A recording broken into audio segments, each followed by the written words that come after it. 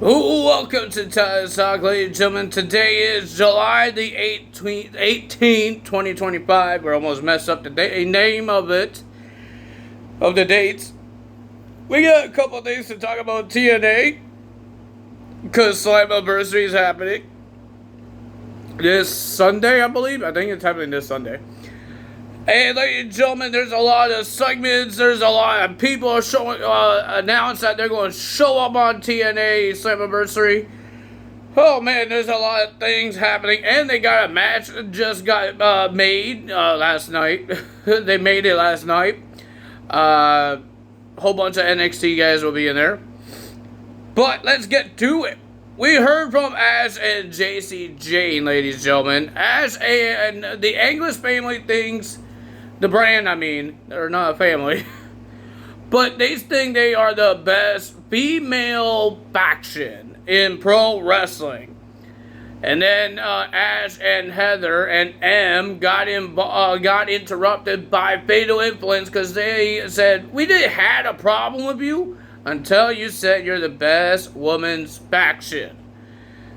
But JCJ knows that the Fatal Influence is a better women's faction in pro wrestling. So we might get to see that a little bit until they got interrupted by Masha, and she has some things to say about Slammiversary. And of course JC Jane has something to say about it as well, because they both, who will be a double champion, but it's not a double champion for TNA, it's not a double champion for NXT. They're not winning their mid-card titles. They're winning somebody else's company's championship.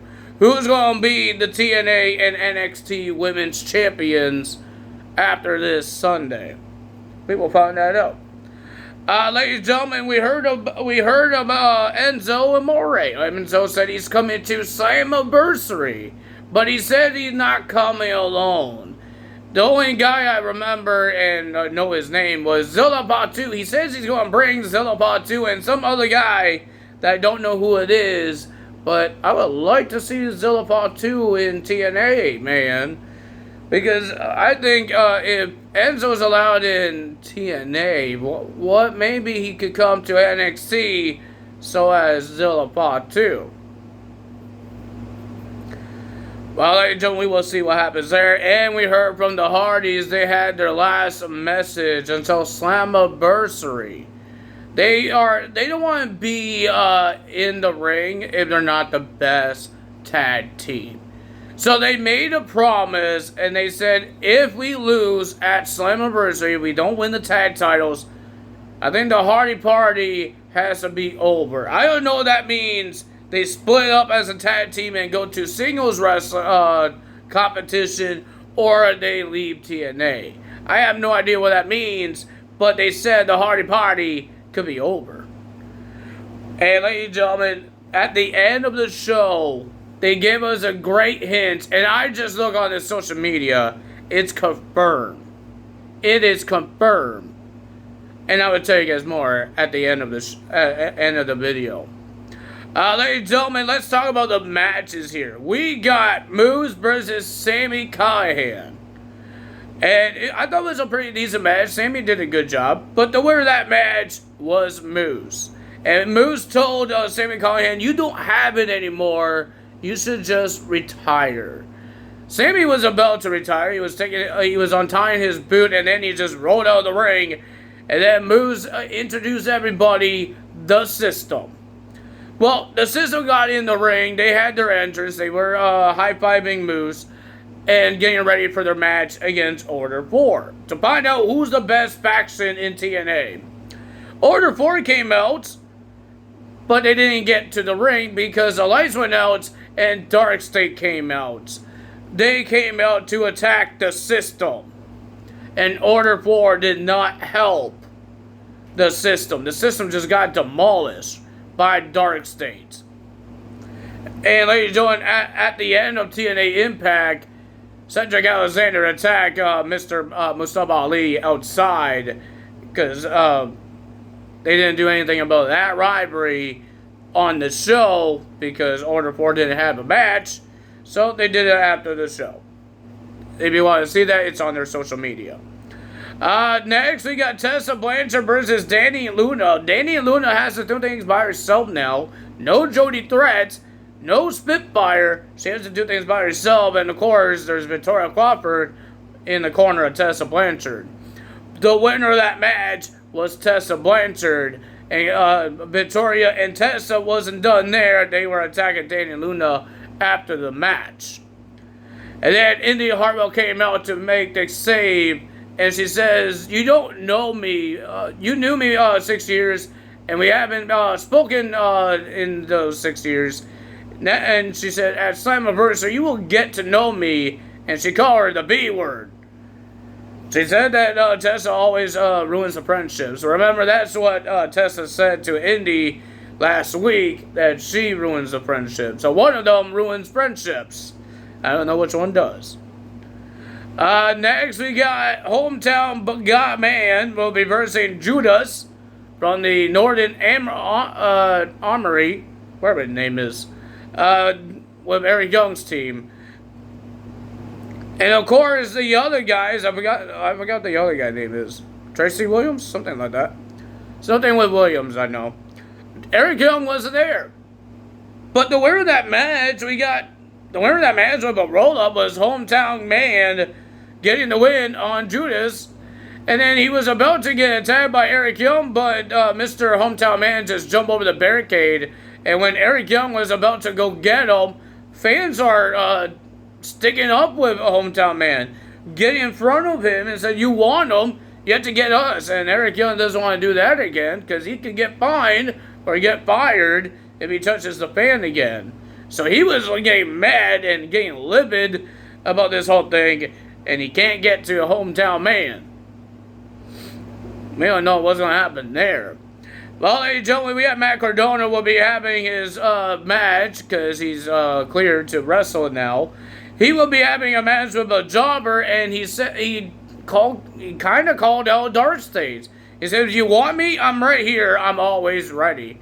So the match was about to start until the lights went out, and Dark State came out again and attacked Matt Cardona and the jobber.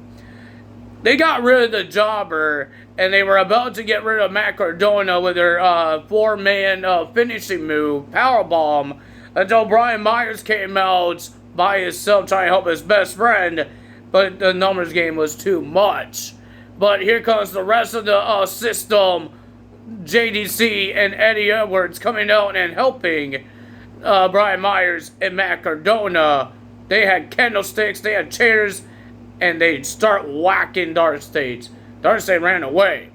So we heard that it's official at Slammiversary. We're going to have an 8-man tag team match. The system, Brian Myers, Eddie Edwards, and Matt Cardona, and JDC and Matt Cardona versus Dark State. That's going to be interesting to watch as well. Well, ladies and gentlemen, we have Joe Hendry and Mike Santana. They're not really good at working as a team because they have a triple threat match to worry about at Slammiversary. They will be first saying Trick Williams and Frankie Kazarian. I thought it was a pretty decent tag team match. They went back and forth. But Joe Hendry was about to do his finishing move. He's doing the we will rock you. Din, din, din. I don't know what he does. But he does that thing with his, to get to his finisher, the ovation. Until Mike Santana tags and did his finisher. And he gets the win for the team. There was no brawls there. And Trick Williams came back to have a stare down with these two. And then we're going to have those three in a triple threat match at Slammiversary. We saw a video package at the end of the show, and it showed AJ Styles and his time in TNA. And then there was a trunk with AJ Styles' ring attire, and then it all dustied up, and then it poof, and it's not dustied up. Dusted up, not dusty. It's not Dusty Rhodes. Dusted up, and ladies and gentlemen, I just read on Instagram and on Facebook, it's confirmed that the phenomenal one, AJ Styles, will be at TNA's Slammiversary. My God. Well, I think it makes sense because Joe Hendry came to WWE's WrestleMania, and now it's their big show. I know Bound for Glory is one of the big shows, but Slammiversary is like their summer big show. It's their anniversary. So why would they not have one of their top guys that was in TNA, he was in TNA and he was a top guy in TNA, AJ Styles, be part of TNA? That's amazing news. I enjoy it because I remember the boss, Carlos? Is it Carlos? I forgot his name. I know he was at NXT's Great American Bash, and he was watching the contract signing. But I forgot what his name. I think it was Carlos, and his last name started with an S. Was it Silva? Sickle? I forgot his name. But he put in the Twitter that there was a hint of a phenomenal one showing up at Slammiversary, and now they put on their show about AJ Styles, and they confirm on social media. It was TNA's social media, so it's definitely a confirm that AJ Styles will be at Slammiversary. What else surprises that TNA has for us? Like, are they going to bring Abyss back? Because he works for WWE as well. So I don't know what we're seeing, but I think it's pretty cool about this. It doesn't look like it's just NXT and TNA's partnership. Sometimes there's going to be main roster partnership, and I'm happy for it because this is great for AJ Styles, because AJ Styles might retire soon, man. Like, and the very first top big company that he was in, he needs to be there one more time and show TNA some grateful, because I think he's grateful of being at TNA. Like, this is it could be his retirement soon. I understand some retired guys show up on companies, and some people don't show up when they're retired. They just say, I'm done with wrestling. I'm not showing up anymore. I was going to say like The Undertaker, but The Undertaker showed up multiple times when he's retired. He showed up multiple times in WWE when he was retired, and he's still doing things in WWE. He's doing LFG.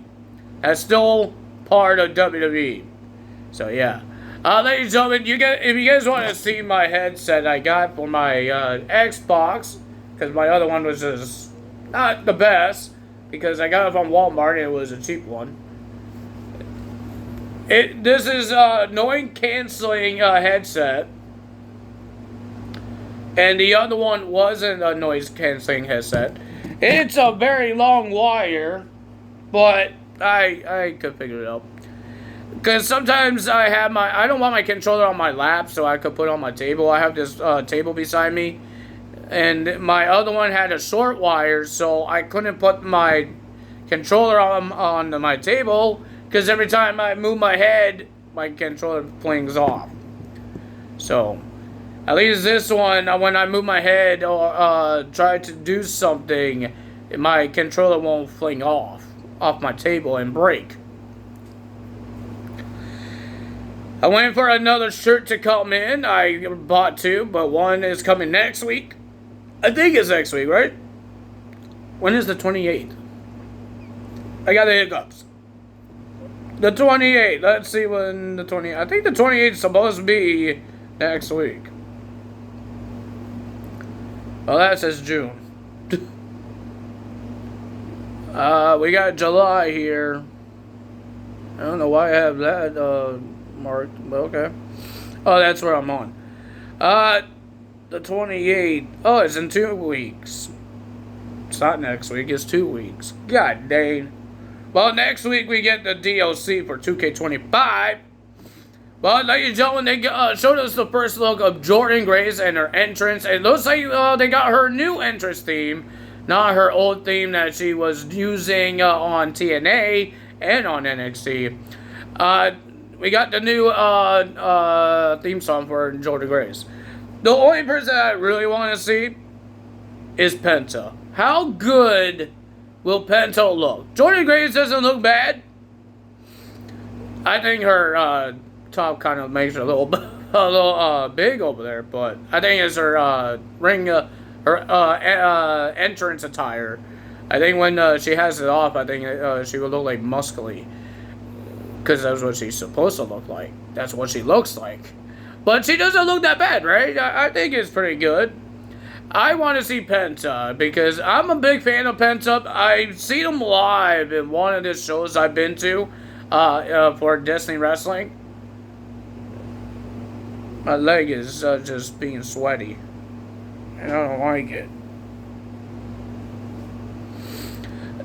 So yeah, we got that, and I'm hoping we get to see what Penta looks like because I'm a big fan of him, and I see him live, and I want to see how good WWE will make him look, and I get my Lucha Bros. I can't wait for that.